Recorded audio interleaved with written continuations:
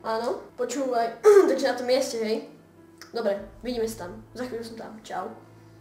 Mami, prosím, nedáš mi 20 eur, chcem ísť s kamošmi ako folu. Ty si uvedomuješ, že 20 eur je 600 korún? Však máš vôbec domáce úlohy? Nie. Ale prisahám, že keď prídem, urobím si ich. Je to má posledná 20. Jak ju prevadíš celú, robím ti písk. No aj ti musím to stihnúť.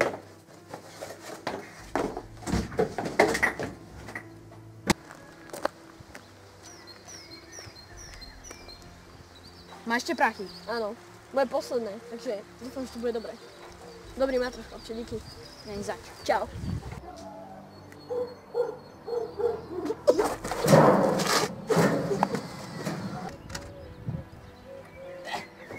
Hnusný prach. Stále to treba trpať. Ach, Ježišmaria! Ježiši, máte záchranku niekto! O mesiac neskôr sa Denis vrátil z nemocnice.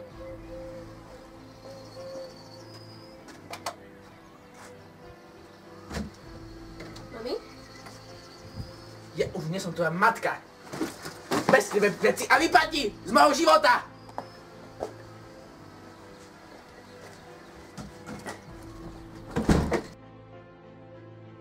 Veruj sa niečomu, čo ťa baví a nedaj sa vtiahnuť do sveta drog. Dajú ti iba falošnú ilúziu, s ktorou prídeš o všetko. Máš predsa na výber.